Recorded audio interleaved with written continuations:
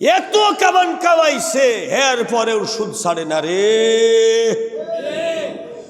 বাংলাদেশে এখন সুদ হালাল। ওই দেখেন যে কয়জন আছে কইছে চুপ করে কয়, তার মুখ বাকিগুলো মুখ বুঝে আছে, কয় ক যায় না, আবার কি সমস্যা হইতে পারে, প্রশাসনের লোকরা আবার আমার ধরে নিয়ে যাইতে পারে। আল্লাহর কোরআন কইতেছে কি সুদ হালাল। তো আমার চাচাই যদি খাই তা হালাল হয়ে যাইব, কথা বল না কে? হ্যাঁ, আমেরিকার প্রেসিডেন্ট যদি খাই তাও কে হালাল হবে? এ বিধান দিছে কেডা? আল্লাহর বিধান পাল্টাইতে পারে কেউ? আল্লাহ রাব্বুল আলামিন বলছেন উলাইকা, ওই সমস্ত লোকগুলো, আলা হুদাম মির রাব্বিহিম, রবের পক্ষ থেকে যে হেদায়েত এসেছে, গাইডলাইন এসেছে, জীবন চলার পথ এসেছে, এই পথের উপরে যেই মানুষগুলো, ওয়া উলাইকা হুমুল মুফলিহুন, অতঃপর ওই লোকগুলোই সফল কাম হয়েছে। সুবহানাল্লাহ। অপরদিকে আল্লাহ বলছেন ইন্নাল্লাযীনা, নিশ্চয় যাহারা কাফারু, আল্লাহর বিধানগুলোকে, হেদায়েতকে অস্বীকার করে, অমান্য করে, অবমাননা করে, সাওয়াউন আলাইহিম, তাদের জন্য উভয়টি সমান, আনজারতাহুম আম লাম তুনজিরহুম লা ইউমিনুন। হে আল্লাহর কোরআন বর্ণনাকারী, হে নবী, হে নায়েবে নবী, আলেম ওলামা, খতিব, ইমাম, যেই হোক, তাদের জন্য, কাফেরদের জন্য উভয়টাই সমান। জান্নাতের সুসংবাদ আর জাহান্নামের ভয়, কোরআনের দলিল আর হাদিসের দলিল দিয়া যত যুক্তি দিয়াই তুমি বলো, ওরা মানবে না। কি করবে না? মানবে না। শুনবে, কিন্তু সিদ্ধান্ত একটাই, মানবে না। যত সত্য কথাই বলো, যত যুক্তি দাও, মানবে না। তাহলে যুক্তি দেওয়া না দেওয়া, ওয়াজ করা না করা, খুতবা দেওয়া না দেওয়া, দুইটাই সবই সমান, কারণ ওরা তো মানবে না। আর যারা হেদায়েতের উপরে আছে ওরা সফল। সুবহানাল্লাহ। প্রিয় হাজিরিন, নবুয়তের ৩য় বৎসরের পরে কোন কোন তাফসীর এসেছে নবুয়তের ৮ম বছরের পরে সালাত যখন মেরাজের থেকে আল্লাহ রাব্বুল আলামিনের হাবিব নিয়ে আসলেন, ৫ ওয়াক্ত সালাত প্রতিদিন, জোরে বলেন প্রতিদিন কয় ওয়াক্ত সালাত? প্রত্যেক দিন ৫ ওয়াক্ত সালাতের সময় নির্ধারণ করে করে আল্লাহ বলে দিয়েছেন, এই সময়ে তোমরা সালাতে দাঁড়াইবে। এইভাবে ৫ ওয়াক্ত সালাত যখন কায়েম করার জন্য আল্লাহর হাবিবকে নির্দেশনা দেওয়া হলো, জিবরিল আমিন আসলেন, আল্লাহর হাবিবকে শিখাইলেন আল্লাহর পক্ষ থেকে কোন সালাত কিভাবে আদায় করতে হবে, রুকুটা কেমনে হবে, সেজদাটা কেমনে হবে, কিভাবে সালাম ফিরাইয়া সালাত শেষ করা হবে, সব যখন শেখানো হলো,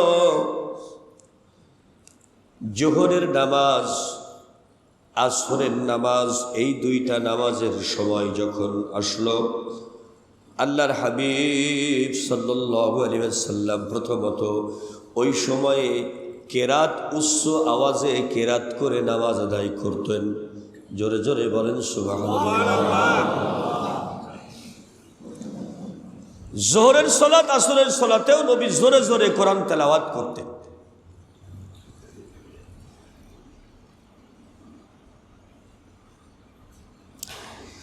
কিন্তু কোরআনের তেলাওয়াতকৃত আয়াতগুলো সব আরবি, আর যারা বাসিন্দা আশেপাশের মানুষ তারাও তো আরবি বোঝে, কথা বলতে বলেন না কেন? তেলাওয়াত হচ্ছে ওয়াদারু মা বাকিয়া মিনার রিবা, সুদ বহুত খাইছো আর সুদ খাইও না। এই কথাটা শুনলে যারা সুদ খায় তাদের কি পছন্দ হবে না অপছন্দ হবে? কথা করেন না কেন?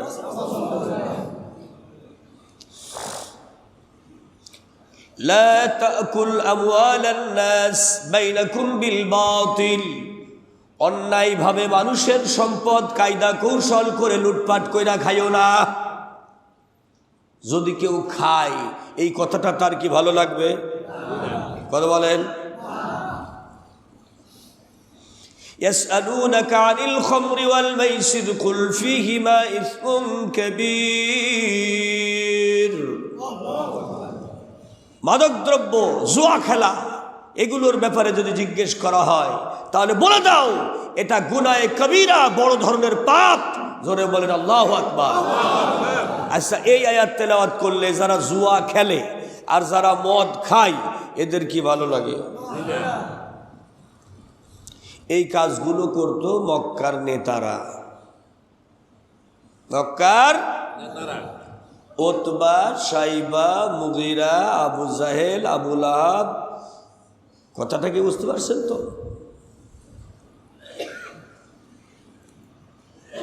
আবু জাহেলের আবু সুফিয়ানের বাপের নাম উতবা,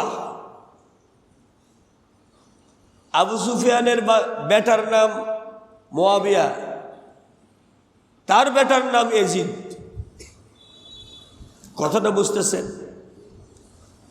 বংশ পরম্পরায় দাদা, দাদার দাদা, পরদাদা সব মদের কারবার করে। মাদকদ্রব্য আমদানি রপ্তানি বিকিকিনি সব করে ওরা। এই কথাগুলো কি ওদের ভালো লাগবে? এইবার লা তাকরাবুজ জিনা, খবরদার পরনারীর ইজ্জত হরণ করো না। ঘোষণাটাকার এখন বউরে ঘরে ফেলাইয়া তুইয়া যারা পরনারীর কাছে যায় টাকার বিনিময়ে নতুন নতুন স্বাদ অনুভব করে। কথা বোঝেন না কেন? এই বদমাইশগুলোর কি এই কথাগুলো, কোরআনের আয়াতগুলো কি ভালো লাগে? লাগে? এই কথাগুলো কোরআনে নাই, আল্লাহর আয়াতে আছে তো। এগুলো হলো আল্লাহর হেদায়েত, আল্লাহর পক্ষ থেকে বান্দার জন্য গাইড। এটা করো না, এটা করো না, এটা করো না, এটা করো। আকিমুস সালাত, নামাজ আদায় করো। আতুজ যাকাত, যাকাত প্রদান করো। কিছু বলছে করো আর কিছু বলছে করো না। এগুলো আল্লাহর পক্ষ থেকে হেদায়েত। হেদায়েত মানে পথ নির্দেশিকা। এটা করো না, এইটা করো। সুবহানাল্লাহ বলেন।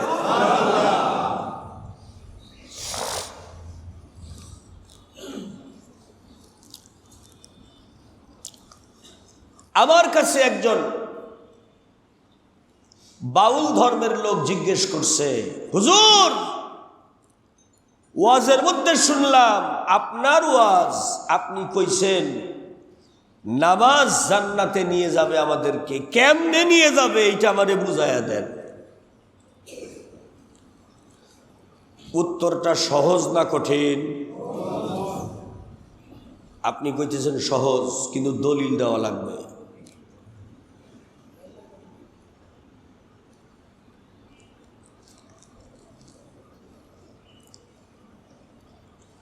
লালন ঠাকুরের মুরিদ সে বলতেছে একজন নিষ্পাপ ব্যক্তি ছাড়া তো জান্নাতে কেউ যাবে না। পৃথিবীতে কোনো নিষ্পাপ মানুষ নাই, নবী আর রসুল ছাড়া কেউ নিষ্পাপ নয়। পীর সাহেব হোক, ইমাম সাহেব হোক, খতিব সাহেব হোক, সকলেরই কম বেশি গুনাহ আছে না নাই? ছোট গুনাহ বড় গুনাহ আছে না, হইতেই পারে। যে গুনাহ আছে যার, জান্নাত নাই তার। ঘোষণাটা কার? আল্লাহ। নিষ্পাপ যে হবে না জান্নাতে তার জায়গা পাবে না। নিষ্পাপ যে হবে না, قد أفلح من تزكى وذكر اسم ربه فصلى। দলিল হলো এই কদ, এটা হলো অতীতের কথা বোঝানো হয়েছে। মৃত্যুর আগেই যারা আফলাহা, সফলতা অর্জন করছে, মান তাযাক্কা, যে পবিত্র হইল, নিষ্পাপ হলো, জোরে কান সুবহানাল্লাহ। তার গোটা জিহ্বা থেকে মাথার তালু থেকে পায়ের তালু পর্যন্ত পুরোটা পবিত্র, কোনো হারাম নেই। ওয়া যাকারা ইসমা রাব্বিহি ফাসাল্লা, আল্লাহর স্মরণে যে সালাত আদায় করেছে সে সফল হবে, জোরে কান সুবহানাল্লাহ। এটা কোরআনের দলিল। এত কিছু থুইয়া আল্লাহর শরণার্থে নামাজটা এটাই নামছে, আর ইবাদত নাই। আর তো বড় বড় ইবাদত আছে না? হজ করতে যাই, আল্লাহু আকবার বলে হজে কাবা ঘরের সামনে গিয়ে দাঁড়াইলে গুনাহ মাফ হইয়া যায়, জোরে বলেন সুবহানাল্লাহ। কিন্তু ওই টাকা যদি ঘুষের টাকা, সুদের টাকা, অন্যায় করে নেওয়া টাকা, চিটারি করা, চুরি করা, বাটপারি করা হয়, তাহলে ওই চোরার কি হজ হইব? ও যদি প্রতি বছর হজে যায়, কথা বল না কে? আবার আমার আল্লাহ রাব্বুল আলামিন বলতেছে, বান্দারে আমার পকেটে পয়সা নাই, কিন্তু মানিস্তাতা ইলাইহি সাবিলা, রাস্তা খরচ নাই মক্কা মদিনায় যাওয়ার জন্য। ঘরে যদি মা থাকে আর বাবা থাকে, ঈমানওয়ালা মা, ঈমানওয়ালা বাবা। ওগো আল্লাহর বান্দা, পকেটে পয়সা নাই, যদি আব্বা আম্মার চেহারার দিকে পবিত্র দৃষ্টি নিয়ে মায়ের চেহারার দিকে তুমি একবার তাকাও, বাবার চেহারার দিকে একবার তাকাও, একটা কবুল হজের সওয়াব আমি আল্লাহ তোমার আমলনামায় দিব।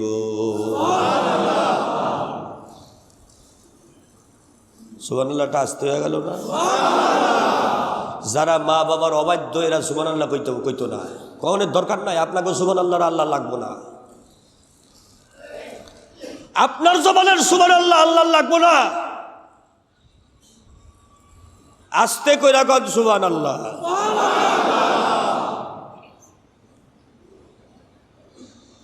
জান্নাতে যাওয়ার জন্য আসলো কেন আল্লাহ? কারণটা কি? কি আছে সালাতে? জোরে করে আল্লাহু আকবার। আমার নবী এদিকে জোহরে আসরে জোরে জোরে কেরাত পড়ে পড়ে আল্লাহর সালাত আদায় করে রে, জোরে জোরে তেলাওয়াত করতেছে। যে সময় আল্লাহর হাবিবের উপরে প্রথম প্রথম সালাত ফরজ হয়েছে, মেরাজ থেকে আইছে, জোরে কোন সুবহানাল্লাহ। কিন্তু কোরআনের তেলাওয়াতের ভিতরে লা তাকরাবুজ জিনা, জেনার কারবার কইরো না, জেনার কাছে যাইও না, লা তালবিসুল হক বিল বাতিল, ভালো জিনিসের লগে মন্দ জিনিস মিলাইয়া ভেজাল কইরা বিক্রি কইরো না। তো এই ধরনের ভেজাল্লা লোক আমাগো শ্যামবাজারে, বাংলা বাজারে, সদরঘাটে নাই।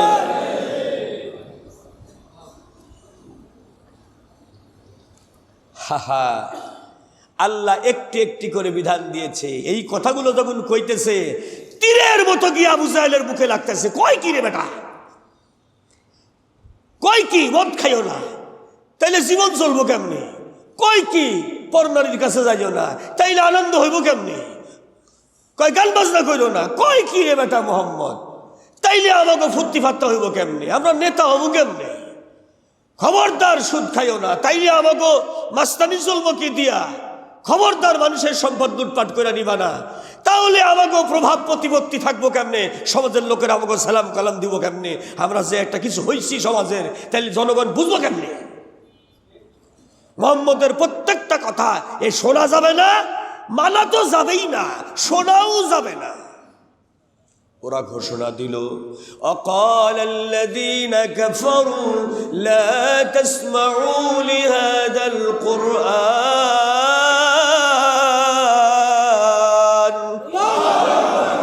ওই কাফেররা ঘোষণা দিয়ে বলল, এই কোরআন তোমরা শুনো না, শুনো না, শুনো না।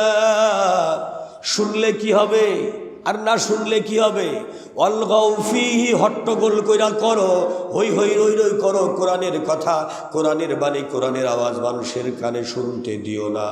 যদি মানুষের কানে শুনতে দাও তাহলে আমাদের পরাজয় হবে, মুহাম্মদ জিতে যাবে। মানুষ কোরআন শুনলে পাগলের মতো কোরআনের দিকে দৌড়াবে। কারণ মানুষ সবসময় সত্য জিনিস পছন্দ করে, মিথ্যা পছন্দ করে না। জোরে বলেন ঠিক কিনা? যদিও মানুষ বাধ্য হয়ে অনেক সময় মিথ্যা বলে ফেলে, কিন্তু মিথ্যাটা সে নিজেও পছন্দ করে না। কিন্তু মিথ্যা পছন্দ করে ওই কাফেরেরা, আবু জাহেল, আবু লাহাব, উতবা, শাইবা, মুগীরা। এরা আল্লাহর কালাম নিজে শুনবে না, শুনতেও দিবে না। আর যদি শুই না ফেলে, কইসাবে না আসানা, শুনলাম মানুন না। যত সত্য কথা হোক মানা যাবে না, মানলে আমাদের সমস্যা আছে। কথা কন না কেন? মানলে কি আছে? সমস্যা আছে। এখন লক্ষ্য করেন, আল্লাহর জান্নাতে যাওয়ার জন্য ঘুইরা ঘুইরা আল্লাহর নামাজের কাছে আইলো কেন? জোরে বলবেন না সুবহানাল্লাহ। আপনারা মসজিদে আসছেন নামাজ পড়ার লাইগা, বিনা স্বার্থে আসেন নাই, জান্নাতে যাওয়ার জন্য আইছেন। জোরে বলেন ঠিক না? টার্গেট হইল জান্নাতে যাব, আল্লাহর সঙ্গে আমাদের দেখা হবে। জোরে কান সুবহানাল্লাহ। নবীর সাথে আমাদের দেখা হবে। জোরে কান আল্লাহু আকবার। একটা বৃদ্ধ মানুষ কাঁপতে কাঁপতে শীতের মধ্যে ফজরের সালাতে যাইতেছে। বাবাজি, এত কষ্ট কইরা শীতের মধ্যে কই যান? কয়, আল্লাহর জান্নাত পাওয়ার আশায় ফজরের জামাতে যাইতেছি।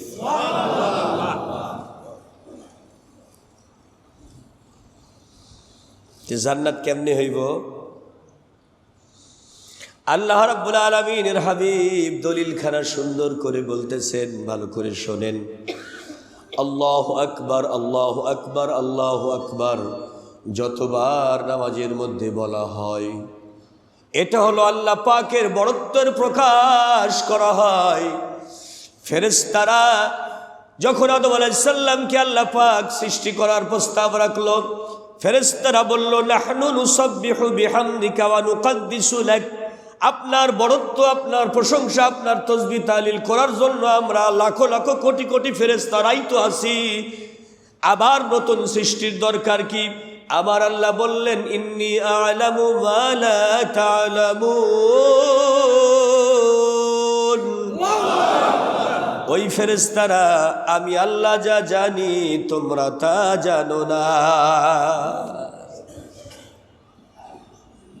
নামাজের নিয়তটা যখন বানছে রে, সঙ্গে সঙ্গে আল্লাহু আকবার, আল্লাহর কোরআন তেলাওয়াত করে রুকুতে যখন গেল, আল্লাহু আকবার, আহারে তাসবিহ পড়লো, সেজদায় যখন যায় তখনও বলে আল্লাহু আকবার, ওঠে বসে আল্লাহু আকবার, আল্লাহু আকবার বারবার বলে। এই বলতে বলতে বলতে বলতে আল্লাহর বান্দা ওখান থেকেই নিষ্পাপ হয়ে যায়।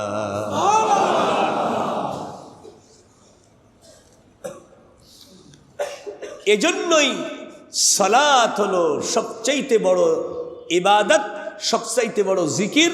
আর একবার কান সুবহানাল্লাহ।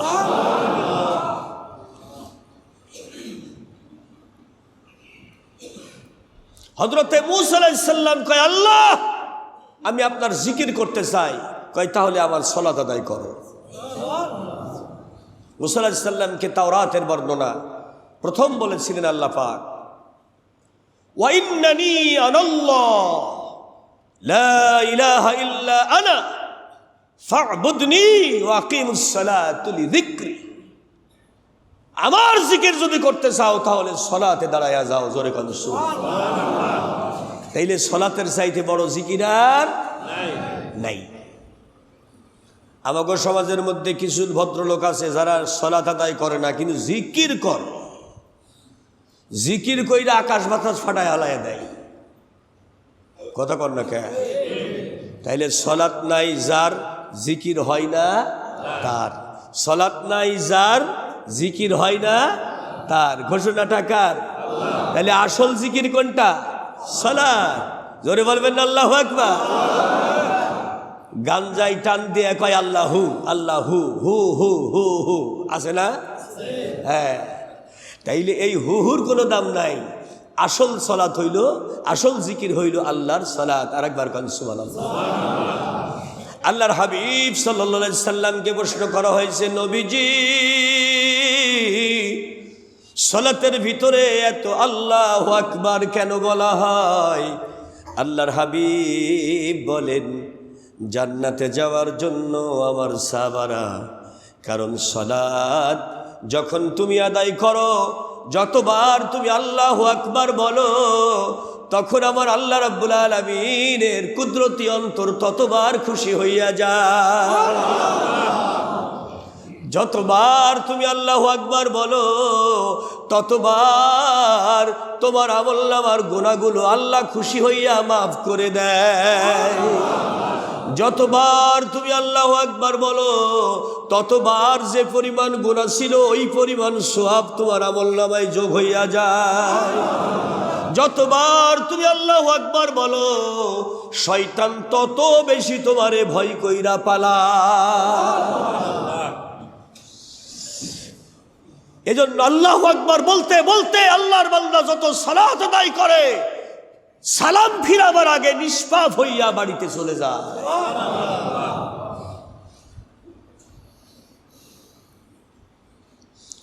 আসরের থেকে মাগরিব এর মাঝখানে একটা গুনাহ হইয়া গেল, আল্লাহর সালাত আদায় করলো, আল্লাহ মাফ করে দিল। মাগরিব থেকে ইশার মাঝখানে একটু গুনাহ হইছে, আল্লাহ পাক রব্বুল আলামিন সালাতের কারণে মাফ করে দিল।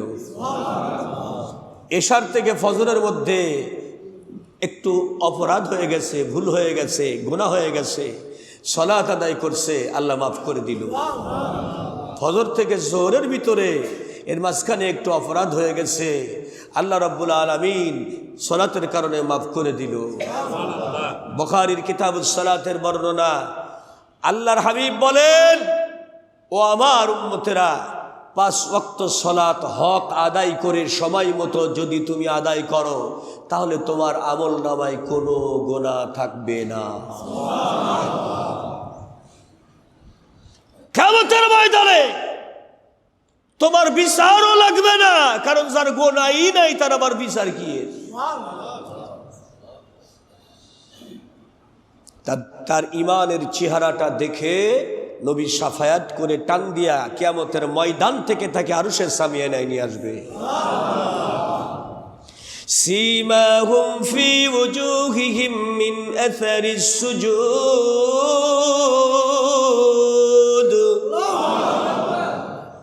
ওই বান্দার মুখমণ্ডল দেখেই, উজুহিহিম মুখমণ্ডল, পুরা চেহারাটা, কপাল নয়।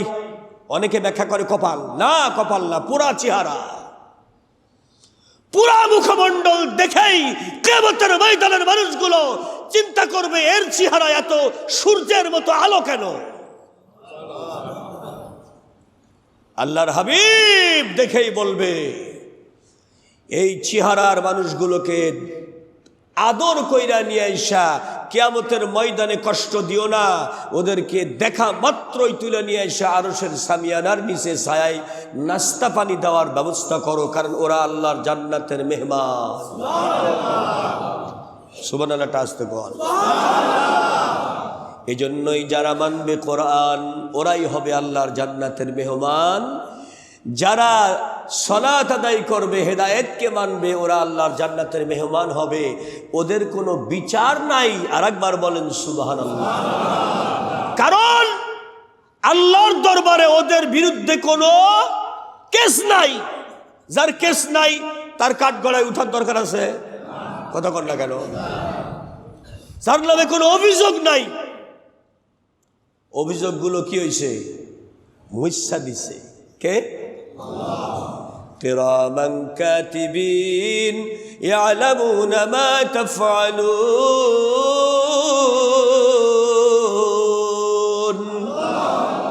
দুই কাঁধে দুই ফেরেশতা ভালো আর মন্দ লিখতেছে। আহা, এই ফেরেশতা নিয়োগ দিয়েছে কেডা? আমার বাবাই দিছে। আপনার বাবাই কেডা দিছে? আল্লাহ রাব্বুল আলামিন যদি বলে, এই কিরামুন, এই কাতিবিন, আমার বান্দার আমলনামাটা যা গুনাহ আছে এক্ষুনি কাইটা দে, দিব না? এ কথা কয় না রে, দিব না? এই ফেরেশতা কিরামুন কাতিবিন, যত সওয়াব আছে 10 গুণ বাড়াইয়া লেখো, দিব না? ফেরেশতারা কার গোলাম? আমার বাবার গোলাম। আপনার বাবার কার গোলাম? ফেরেশতারা কার হুকুম মানে? এই জন্যই আপনি যখন এক ওয়াক্ত নামাজ পড়লেন, মান জাআ বিল হাসানা ফালাহু আশরু আমসালিহা, উম্মতে মুহাম্মদী রে, এক ওয়াক্ত নামাজ পড়লি মানে 10 ওয়াক্ত নামাজের সওয়াব আমল নামায় চলে গেল। ইয়া রাসূলুল্লাহ, ইয়া হাবিবাল্লাহ, আল্লাহ এমনটি কেন করবেন? আল্লাহর হাবিব বলেন, আমার একজন উম্মত যেন জাহান্নামে না যায়। একটু জোরে কইরা কবেন না আল্লাহু আকবার। আমার একজন উম্মত যেন জাহান্নামে না যায়, এজন্য সওয়াব করবে, নেকি করবে একটা, আর লেখা হবে 10টা। সওয়াবের কাজ করেন নাই, নিয়ত করছেন, নিয়তের জন্য একটা সওয়াব, সুবহানাল্লাহ। গুনার কাজ করেন নাই, নিয়ত করছেন, কোনো গুনাহ লেখা হবে না। জোরে কর আল্লাহু আকবার। তাহলে বোঝা যায় আল্লাহ আমাগো ফেভারে না ডিসফেভারে? এটা কথা কয় না। ফেভারে না ডিসফেভারে? হ্যাঁ, পক্ষে আছে না বিপক্ষে গেছে গা? তবে আল্লাহ বিপক্ষে যাবে কোন টাইমে জানেন?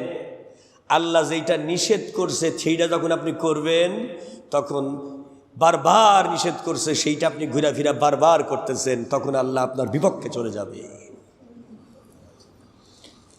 লা ইয়াত্তাখিযুল মুমিনুনা আল কাফিরিনা আউলিয়া মিন দুনিল মুমিনিন ওয়া মান ইয়াফআল যালিকা ফালাইসা মিনাল্লাহি ফি শাইআ। আয়াত, বিধান, কোন মুমিন কাফেরের মতো চলবে না, কাফেরের মতো বলবে না, কাফের রাজা করে তা করবে না, কাফেরের সাথে সম্পর্ক তৈরি করবে না, কাফেরের মতো সে চলাফেরা করবে না। জোরে বলেন আল্লাহু আকবার। মসজিদের কালেকশন করছে, আপনারা বেশি বেশি করে দান করবেন। সিড়া টাকা, সিড়া ইমানদার হইয়েন না, ফাটা ইমানদার হইয়েন না, মজবুত ইমানদার হন। এটাও কিন্তু ইমানের পরীক্ষা। মসজিদের দায়িত্বশীলরা যারা টাকা পয়সা গুনে চুনে জমা দেয়, কয় হুজুর খালি সিড়া টাকা, খালি সিড়া টাকা। আরে বেটা, সদরঘাটের লোকের ইমান কি সিড়া গেছে না ভাইটা গেছে? খবরদার, এই ফাটা সিড়া টাকা দিবেন না, মসজিদে দিবেন না অন্তত। জোরে বলেন ঠিক কিনা? ব্যাংকে দিবেন, পাল্টাইয়া দিব। তার জন্য আমার ইনুস চাচা আছে, এটা কথা কয় না। এত কেমন কামাইছে, এর পরেও সুদ ছাড়ে না রে। বাংলাদেশে এখন সুদ হালাল। ওই দেখেন, যে কয়জন আছে কইছে চুপ করে কয়, তার মুখ বাকিগুলো মুখ বুঝে আছে, কয় কওয়া যায় না, আবার কি সমস্যা হইতে পারে, প্রশাসনের লোকরা আবার আমার ধরে নিয়ে যাইতে পারে। আল্লাহর কোরআন কইতেছে কি? সুদ হালাল। তো আমার চাচাই যদি খাই তা হালাল হয়ে যাইব? কথা বল না কে? হ্যাঁ, আমেরিকার প্রেসিডেন্ট যদি খায় তাও কে হালাল হবে?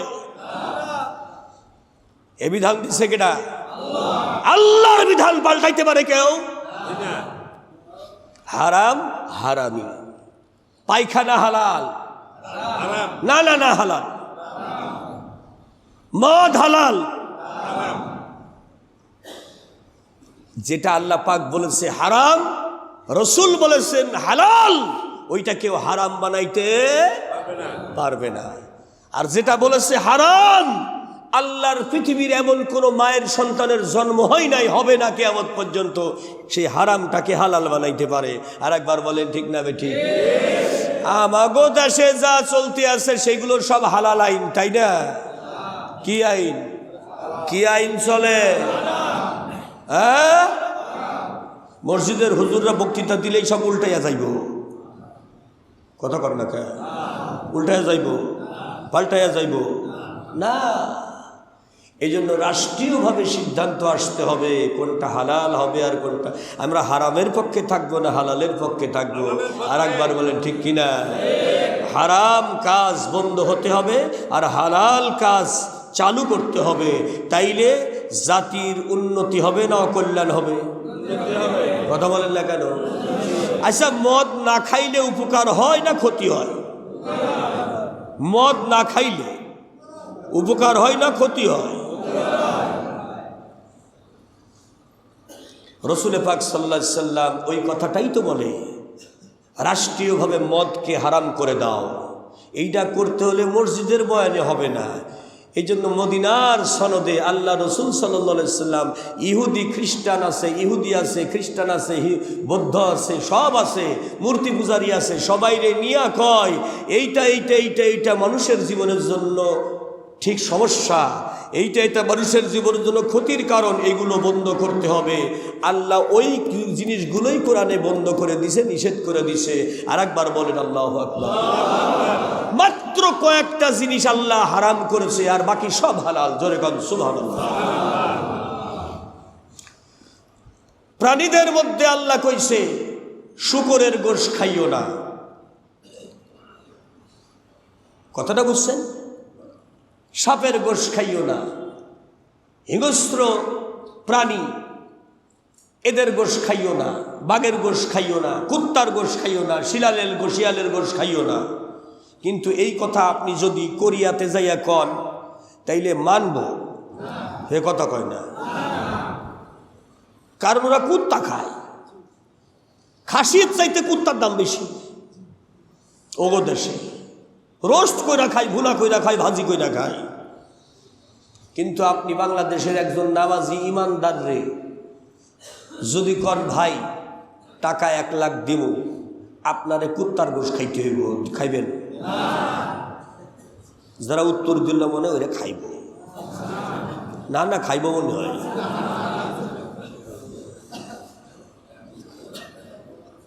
যদি কয় শুয়োরের গোশত খাবেন, আল্লাহ পাকের কোরআন বলে লা তাকুল লাহমাল খিনজির, শুকরের গোশত খাইও না।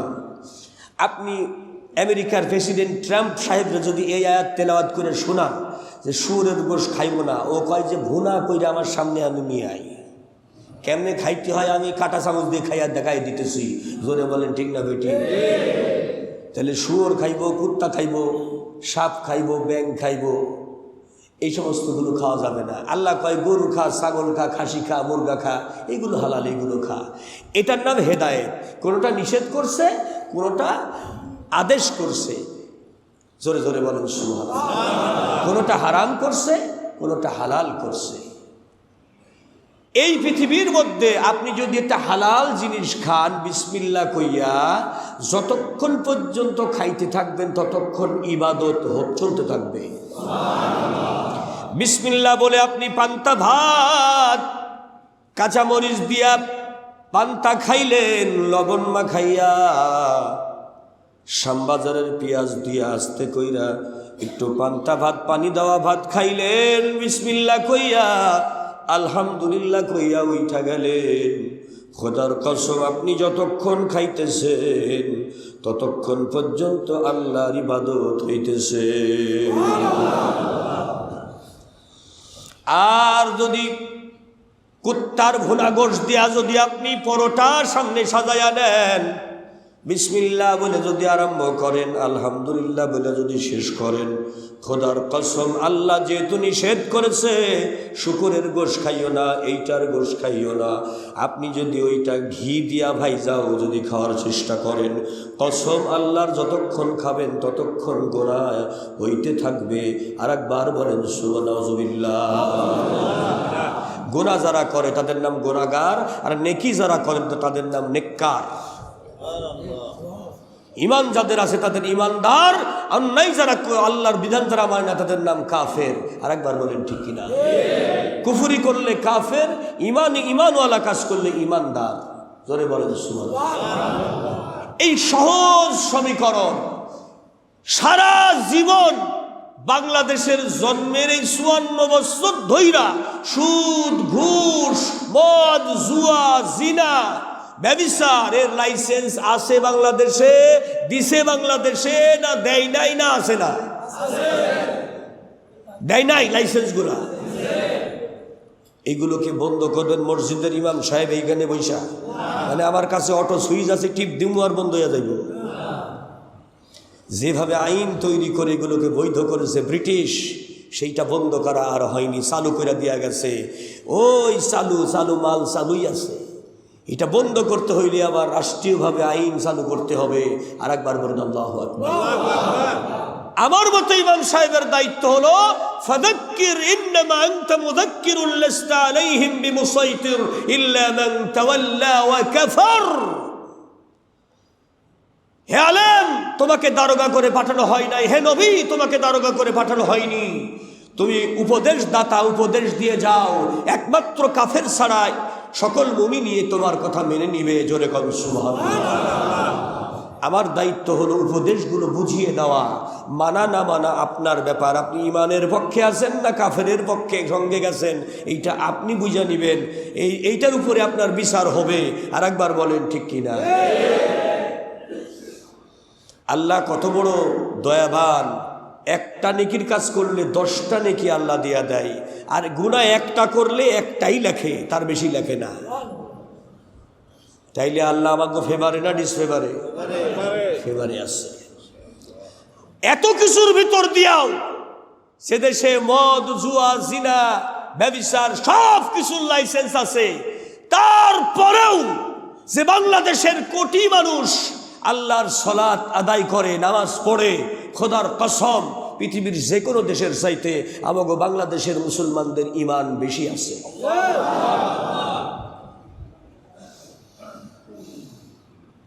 ঈমান বেশি আছে, কম নাই। আর একবার বলেন আল্লাহু আকবার। শয়তান আমাগো কাছে হাইরা গেছে, নইলে আমরা মসজিদে আইতাম না। শয়তান রাস্তায় ঠেকাইয়া দিত, যাইস না। শয়তান যারা নামাজ আদায় করে শয়তানকে পরাজিত কইরা, ওযু কইরা তারপরে তারা মসজিদে আসে। সুবহানাল্লাহ বলে। এই জন্য শয়তান নামাজীদের কাছে যেতে না হারে, শয়তান হারে নামাজির কাছে, শয়তান হারে ইমানদারের কাছে। জোরে বলেন সুবহানাল্লাহ। শয়তান যার কাছে শয়তানকে যে হারাইতে পারে সে কিন্তু জান্নাত জিতা নেয়। জোরে বলেন সুবহানাল্লাহ। ইন্নাল্লাযীনা আমানু ওয়া আমিলুস সালিহাত লাহুম জান্নাতু তাজরি মিন তাহতিহাল আনহার যালিকাল ফাওজুল কাবীর। আল্লাহ পাক বলছে তোমার পুরস্কার তুমি জিতা নিলা তোমার ঈমান আর নেক আমল দিয়া, আমি আল্লাহ তোমারে দিলাম। জোরে কোন সুবহানাল্লাহ। আর জাহান্নামী রে, তুই কেন জাহান্নামে আইলি? কইলাম না কুমিনাল মুসাল্লিন, আমরা আল্লাহর নামাজ পড়ি নাই, সালাত আদায় করি নাই। হুজুররা কইছে, কিন্তু আমরা মনে করছি হুজুর গো ওয়াজ, হুজুরা তো কবে, এটা তো আমাকে মানার দরকার না। না, নামাজেও মানবেন সে আল্লাহকে, সমাজেও মানবেন সে আল্লাহকে, জীবন মানবেন আল্লাহকে, আল্লাহর পথে। আল্লাহর পথে আপনার জীবনটা চলুক সর্ব অবস্থায়, এটা নিশ্চিত করবেন আপনি জান্নাতি। কারণ মালিক হলো আল্লাহ। মালিক কে? আল্লাহ। আল্লাহ পাক যে মালিক, হায়াতের মালিক, জীবনের মালিক, মৃত্যুর মালিক, এই বিষয়টা আপনাকে বুঝতে হবে। ওই মৃত্যুর মালিক মৃত্যুর আগেই যেন আমাদেরকে জান্নাতের ফয়সালা দিয়ে দেয়। সকলে বলুন আমিন।